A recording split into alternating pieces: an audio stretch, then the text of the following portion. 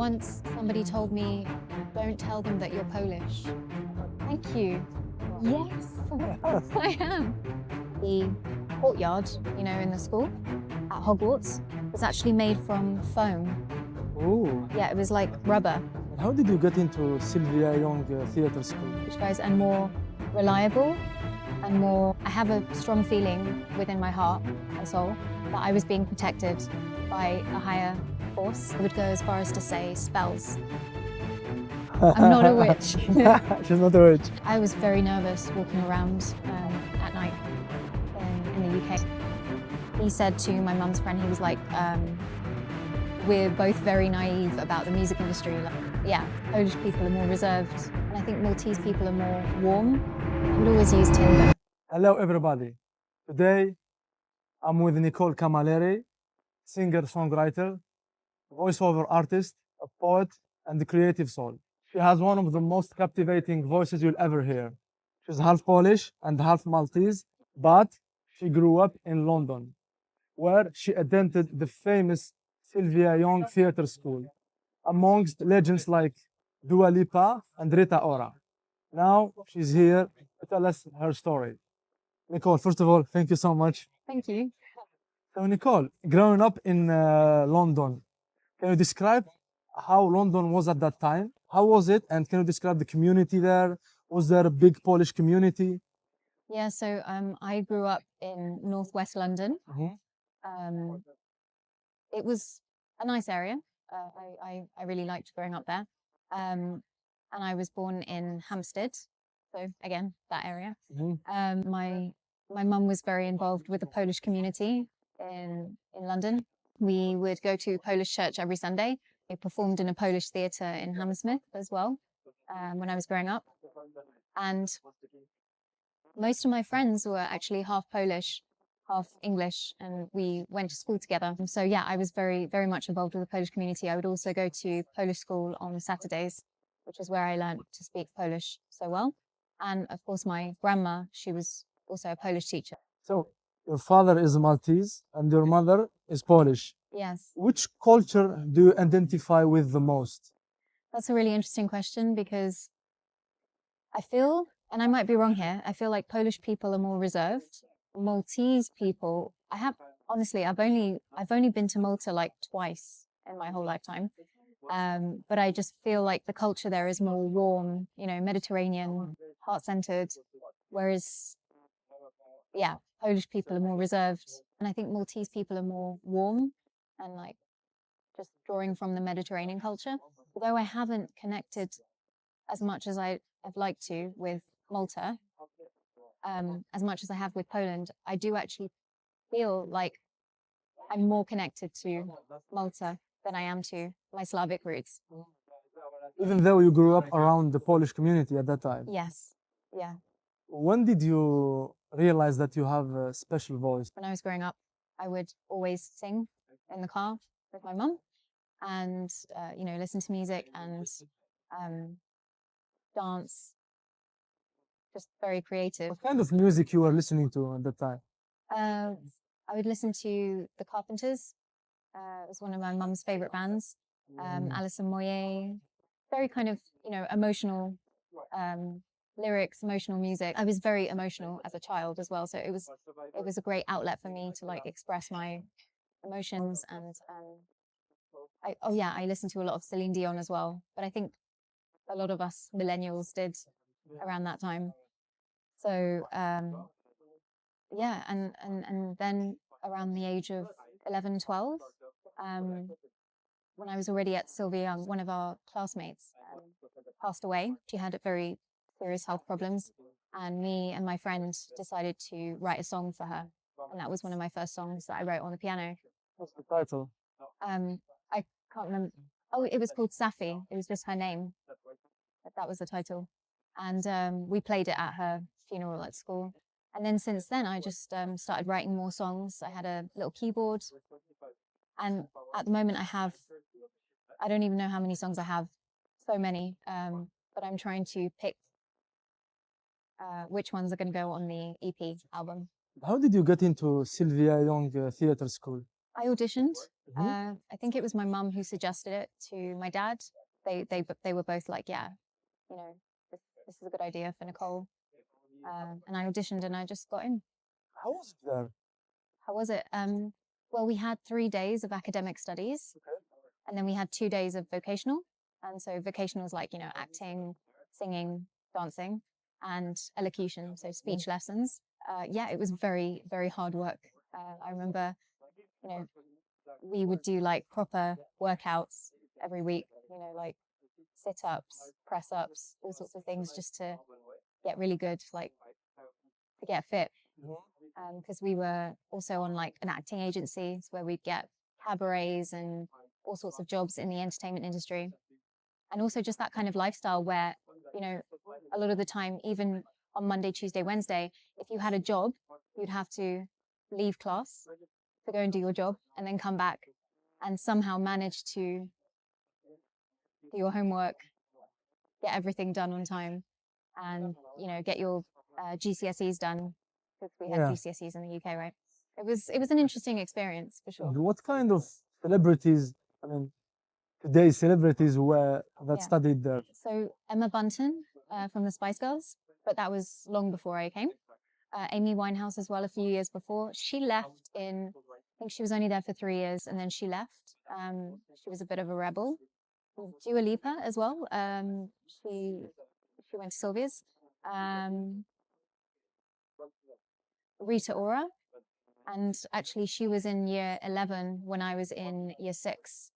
And I remember speaking to her in the girls' toilets, asking her what her plan is for the future. And I think it was a couple of weeks later that she got signed by Jay-Z. So there were other people as well, but I can't remember now. How much time did you spend there? So from 2011 till 2016, 6 years. Do you think that those celebrities can attribute their success to this Sylvia Young School, or they are just a byproduct of their environment, or they got lucky? Oh, that's a good question. For example, Yeah. Dua Lipa. I think Dua Lipa, from what I read about her in certain articles, Dua Lipa was always very headstrong. She always like really believed in herself. She had a very big personality. So it's like, I think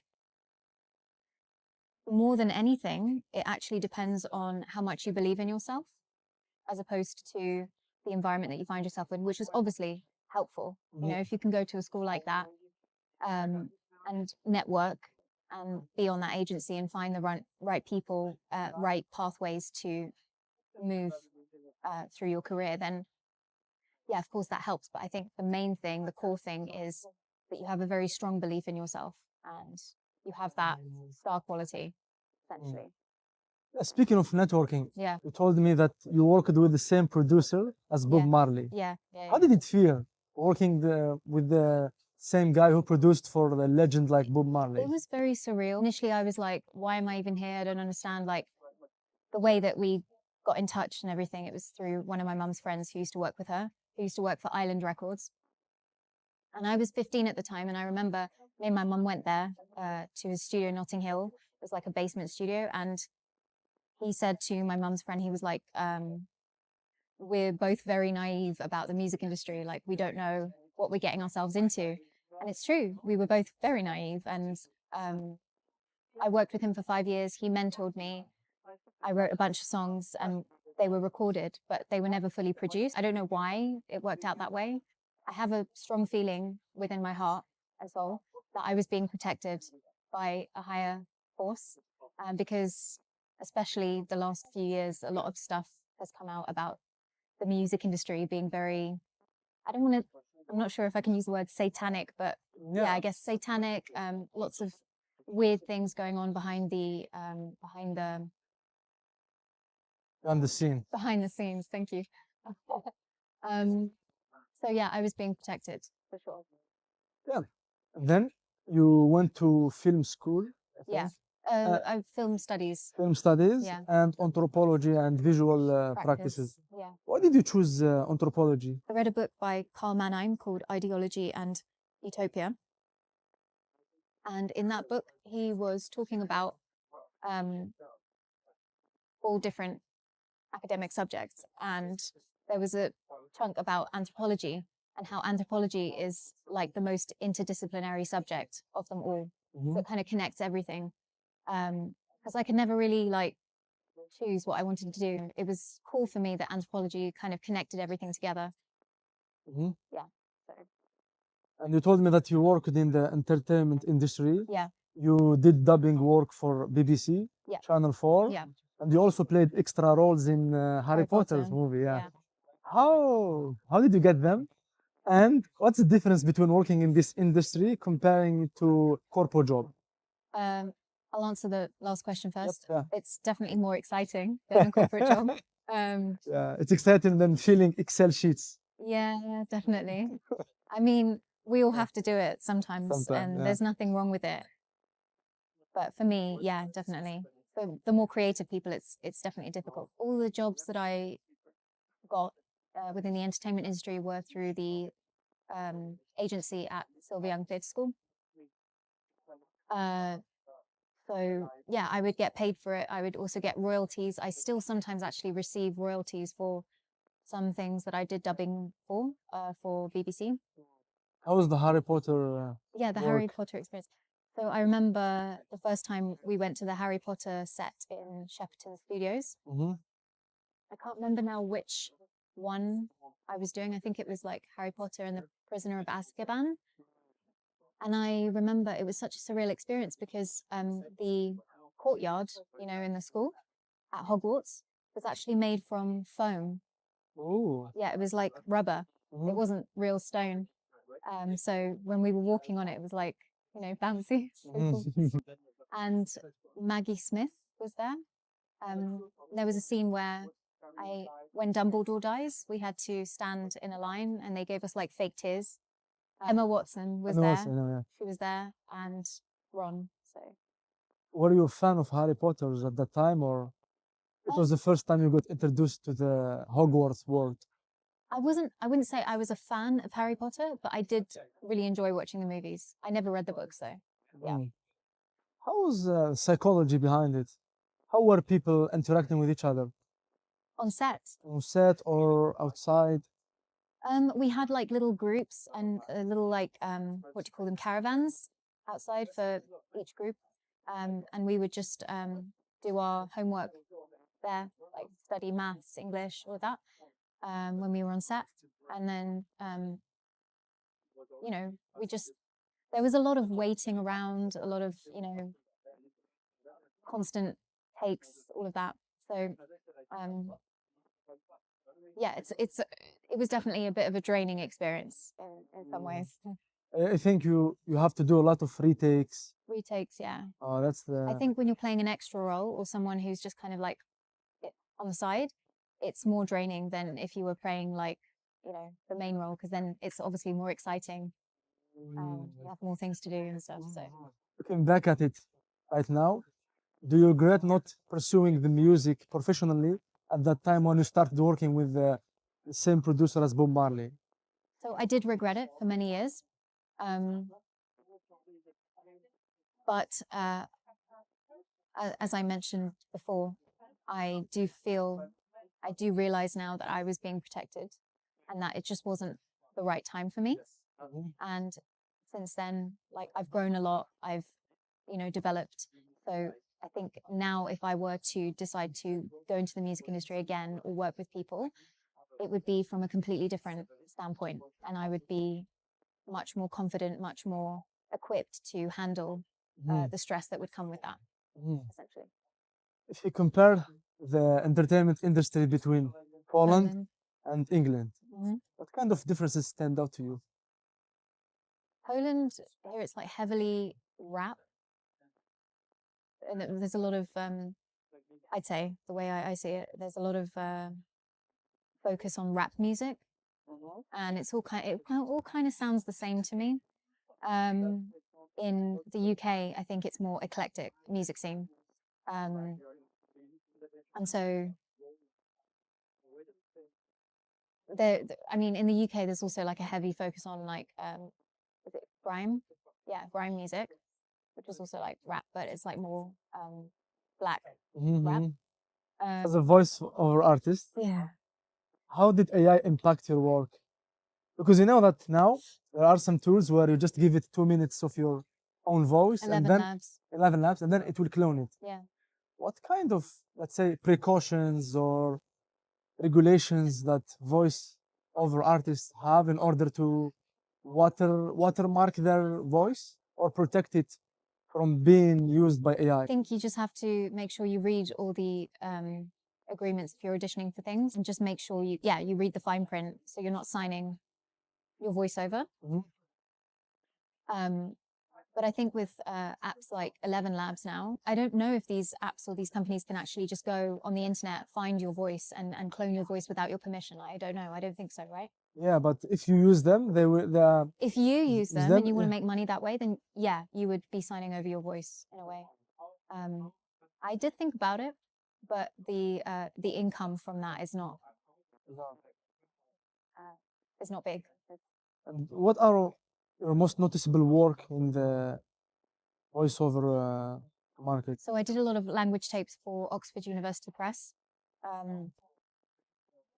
I also did, well, with the dubbing, I dubbed the voice of one of the characters in the Devil's Hall Channel 4 series. For BBC, I did a series called The Fades. I did dubbing for Lyra's voice in The Golden Compass, the film, and Perfume as well. So, And you also write poems. You yeah, have a book yeah, called Vicinium. yeah. Can you tell me more about it? Cool. First of all, what's the meaning of the title and how did it start? Bicentennium means 20 years. So it was like a collection of poems from the last 20 years of my life. And these poems are all about femininity, emotional growth, love, relationships, and loss, and grief. What kind of things that poetry gave you that music or AI or voiceover work didn't? Self-expression, because with voiceovers, you're just doing something, you're doing something for somebody else. You have a script. You have a script, exactly. Whereas with poetry, it's something that just happens naturally whenever you're traveling or you feel overcome by a certain emotion, you fall in love, or you lose something, you lose someone. And it's just a nice thing to do. Putting pen to paper. Putting pen to paper, yeah. It's more, you use it as a journaling method or? A journaling method, but also I found that my poems, when I read them back, they are like therapy for me. They heal me because they're all rhyming. So they act as affirmations, or like even I would go as far as to say spells. I'm not a witch. She's not a witch. But yeah, there was some interesting things that happened when I would write poetry or like recite it sometimes, and then all of a sudden synchronicities would take place and timelines would shift. I mean, spells, spelling, it's language, it's all a spell, isn't it? What's your favorite poem? Can you recite one of your favorite poems? Well, actually, why don't you maybe? Because what I like to do in the beginning of my poetry book is it says that you can flip through the pages and the page that you come to will be the poem that you need to hear. Okay. I will So- flip through your book and choose a poem for you. Abracadabra. Okay. Okay. We might- Weaving words.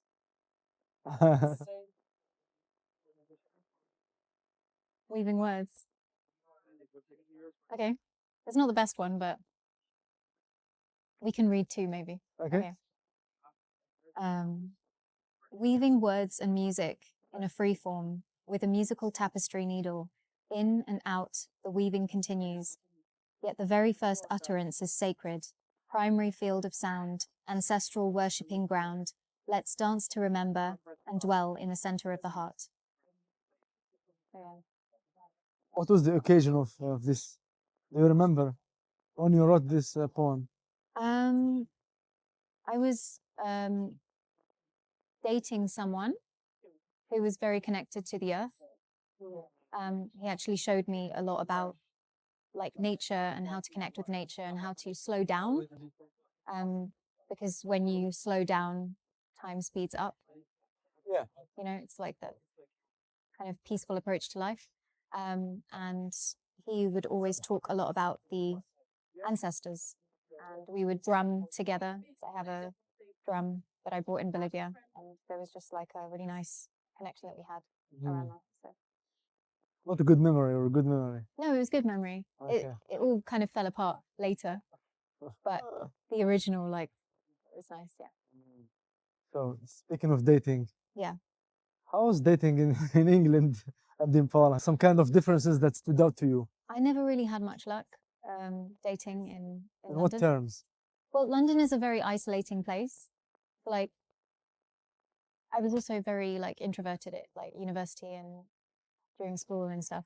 I would always use Tinder, and it just, yeah, It's not good. it's not good. No. What's the difference between Tinder in Poland and Tinder in UK? um, Do you think that Polish guys are better than British guys? I think they're more family oriented and Polish guys. Polish guys, and more reliable and more, yeah, reliable, I'd say. But having said that, like, I do really like English guys as well. But no, I like all kinds of guys. Doesn't matter where you're from. What matters is what's, in here. Inside. But also, what matters is your goal of this relationship, yeah? Because Relationship. you can just flip through Tinder and just Yeah. have something casual and then. I think a lot of guys that I was meeting in the UK just wanted casual, and I was always looking for something serious. But then at the same time, I wasn't really sure, like, yeah. Yeah, because you ended up moving from UK to But Poland. that was, yeah, due to COVID, because I wanted to be close to my mum. Actually, the year before I moved, I had a really good year in the UK. I was doing a lot of salsa dancing, a lot of fitness and stuff like that. And I wasn't dating anyone, but what I was doing is going 4 times a week to salsa clubs and social dancing with the men there. And it was just a really nice way of connecting with the male energy without actually dating anyone. Yeah, really nice. So. You get the benefits without without the And responsibility. it's nice because you're doing it in a way where you don't even have to talk to them. You just dance with them, and they connect with your feminine energy in a really beautiful, respectful way, and you connect with their masculine energy. Did you ever regret leaving the UK? Yeah, of course. Yeah. Really? Yeah. But I'm meant to be here, evidently. What were the reasons that pushed you to come back to Poland? So initially when I came back in 2018, I was very sick with an autoimmune disorder called lupus. I think a lot of people are coming down with autoimmune, like chronic illnesses at the moment because of the chemtrails they're spraying us with and just all sorts of things. And right now I'm trying to detox myself from, the heavy metals, the parasites, all of these sorts of things, learning about herbal remedy, but it's not an easy process. Yeah, last time we spoke, we discussed the fasting. Yeah. How did it help you in detoxing? Well, it kickstarts the process of autophagy in your body. Your body starts eating up all the cancerous stuff, all the dead cells, all of that stuff, yeah, that's causing the disease. And of course, it's cleaning out your gut, and all the parasites there. And it makes me feel like I'm flying, it really cleans out my body in a way that I think only fasting can do. Yeah. It's so paradoxal because if you think about it, in this society of consumerism, they tell you more is better. But if you think about it, less is always better. Is always better. Like fasting, don't do anything, just don't eat. Yeah, just don't eat. That's all. Yeah. Well, there are people who don't eat. I mean, so there's a book by Hilton Hotema where he talks about all sorts of people from around the world, India and Africa, also Europe, who just don't eat or haven't eaten all their lives. And he's kind of proving how our bodies are actually, like, nutrition is a myth, and it's more about the like electrical currents in our body, which is what Nikola Tesla was talking about. If you want to understand the secrets of the universe, think in terms of energy, vibration. I think our bodies are actually more like musical instruments than things that actually need nutritious like food, you know? We need harmony. Harmony, yeah. Food is like a nice thing to have. I don't Yeah, think, but it's kind of hard to function without proper food yeah, or water. I mean, yeah, you can survive maybe 2 months without food, just yeah, on water, but without water, it's kind of impossible. Yeah, yeah, yeah, yeah. Yeah, because our bodies are made of water, so 70% of water. 70% water, exactly. So I don't know, because there were also like breatharians who just live off the breath. So yeah, I wanted to experiment with fruitarianism for a while, and I did, and I'm still doing that, and it works well for me. But of course, it's hard when you get cravings, you know, because we're living the way that we're living. Our culture is the way that it is. There's always this idea of when you come together with people, you eat together, and that's definitely something that I love doing. So it's, you know, and I'm such a foodie, so it's really hard for me in a way. I think you also need to change your environment when you're fasting. Go to some place that's, you know, less people, where you're more isolated, maybe in nature, and then that makes sense. Yeah, I think that's why you went to Bali. Yeah, you went to Bali and you did for your film Yeah, for my movie. film, yeah, yeah, yeah. Yeah, can you tell me about this? So there was a book I read at university in my first year by Malidoma Patri Soam, a West African shaman, and it's called Of Water and the Spirit. And in that book, he talks about all sorts of like mystical experiences that he had in his village, like growing up. And one of the things that he mentioned was about the little people in his culture. And the little people are like, you know, the gnomes and the fairies, or the fair people in what you would call in Europe. And in Africa, they call them the contemple. Contemplate, okay. Contemple. And I was, for some reason, I was just really fascinated with that concept. And I kind of got a bit obsessed with it. And one day I typed in hashtag contemple on Instagram, and I found a woman called Liv Wheeler who uh, introduced herself as a contemple voice diviner. And I was like, oh, that's really interesting. I wonder what that is. And it turns out that she apprenticed with Malidoma Patri Soam in Africa back when she was younger. And now she became like a ritual facilitator for people who need, I don't know, healing from all sorts of things. And basically what she does in her events is she allows the contemple to speak through her, which is why she's called a voice diviner. And I just thought, as an anthropological subject, that would be really interesting to explore. So I messaged her and told her about the plan, and she was like, "Yeah, come to Bali because I'm there right now." Yeah, so many people go to Bali just to enjoy their life, the Yeah, sun, but you went for divine mission. It's yeah.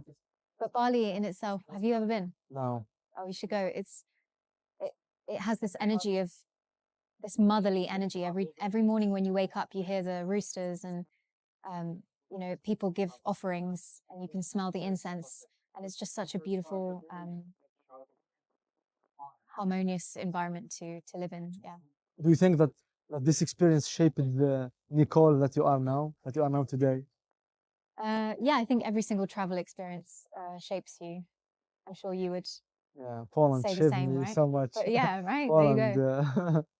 Poland has been great Yeah, for me. yeah. I learned so much about myself. I discovered a lot of things. What do you think actually about Poland's state of affairs right now? Politically, Not like economically, politically, socially. I think there's a huge push. The economy.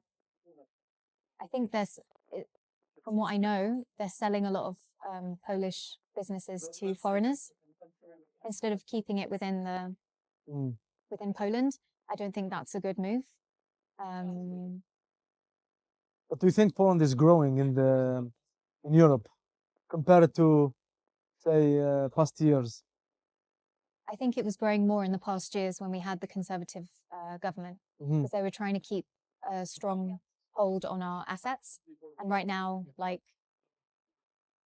it's maybe trying to go a different direction. So And what do you think about immigrants coming to Poland? I think there's more now Yep. than there was. I know a lot of Polish people are very like, oh, not a good idea. It depends for what reason someone's traveling, right? Is it because they want to pursue a career, like they're coming for love, like they're just coming for no reason? Like there's lots of different reasons why people could be coming. So it's not like you can put everybody into the same pot. You can't do that with anything. You can't generalize, right? Because immigrants is also like a word that they're using to like scare people, like the immigrants, you know? Yeah, but there are legal and illegal immigrants. Yeah. That's So illegal, yeah, I'd say that's not good, right? yeah. Yeah. Legal immigrant, yeah. Yeah, because you yourself, no, you weren't an immigrant in UK. You were Second generation. second generation. Yeah. So did you feel at that time any kind of discrimination or racism in England? Yeah, actually, once somebody told me, don't tell them that you're Polish. Wow. It was actually the guy I worked with on my music. It's like, don't say you're Polish. And that really stuck with me because I was like, I wonder why. You're European. Like, Yeah, yeah. I don't know. I don't know. But there was a lot of Polish people at the time. They're all coming back now, apparently, back to Poland from the UK because it's Yeah. getting really dangerous. Um, Have you ever felt that you are not in security in any country, like but I'm more insecure. that you are not safe, that you cannot walk the streets alone without looking over your shoulders? Um, yeah, not back in the day in the UK, but recently when I visited for 6 weeks, I was doing a music course there. I was very nervous walking around at night in the UK. And of course, like you hear things now on the news that horrible train incident. I don't know if you heard about it. There was a train traveling like in Yorkshire or from York to King's Cross, and it was like 7 a.m. in the morning, and there was two people with knives who went and just like stabbed people in the carriages. For no reason. Yeah, for no reason. I think they were on drugs or something. Yeah, so these sorts of things, yeah, happen now, and But they don't happen in Poland, yeah? Like almost impossible yeah, to happen in Poland is Poland. still really safe so far. But I You're- think it's also because people are more family oriented here, right? yeah, Have you noticed? they want to protect the community. Yeah. Proud to be Polish as well. Do you have any plans of leaving Poland or going to another country, or you just want to stay here for now? It's I think Poland wants me to stay all the signs. because every time I have like an idea to go somewhere, it's like it doesn't feel safe or comfortable. Mhm. Being here in Poland right now, it's really comfortable. Like I have my own place and everything, my cats, my family close by. It just feels comfortable, you know. But I don't know. Who knows if I meet someone in the future, or if my say I start doing music again and I have to travel, then yeah, I think traveling will be nice for me. But I think Poland will always be like a hub for me You always come back here. in a way. Yeah. Let's say someone wants to start doing voiceovers. How can he do that? From where he needs to start? You have to first record a voice reel Okay. with a few different style like adverts or Can you give an example of style? like an advert for example, an air freshener or Okay. something. Yeah. Would be more soothing. You'd use a more soothing voice, maybe a little bit sensual or something, compared to an ad for, I don't know, Clothes or clothes or like like, yeah, or a car company or something or something to do with sports that would be more energetic, right? You can also do different accents if you can do them. That would be good to have on your voice reel as well. Or even character voices, so like children voices or something like that. Um, and obviously, it would be great if you had a professional setup at home with a microphone and soundproofing. And if you don't, it's a good idea to go into a studio and just record it mm, professionally so it sounds as professional as possible because and that's what they're judging you on. and how would people go for where people should go to look for work as a As AI a voiceover artist. Fiverr or something? They need I wouldn't say Fiverr. There's a website called voices.com, which is really good. Voices 123, ACX on Amazon, which is mainly used for audiobooks. But I'd say you can get like the most jobs on voices.com. That's where you get your most chunk of jobs, yeah? Yeah. Yeah. And so, Nicole, you've been an artist, you've been a traveler, truth seeker. With which term now defines you the most? None of them. I'm Mix. permanently like a paradox to myself and to others, and I don't know. You're like water. I'm like, thank you. Yes, I am. I just flow. I just go, I just flow. If somebody tries to put me in a box, I'd love to be put in a box. I would love that. I would love to have an identity, but I don't have one. I just, yeah. Okay, Nicole, thank you so much for this video. It was very good to have you. Thanks. It was Thank very you. good.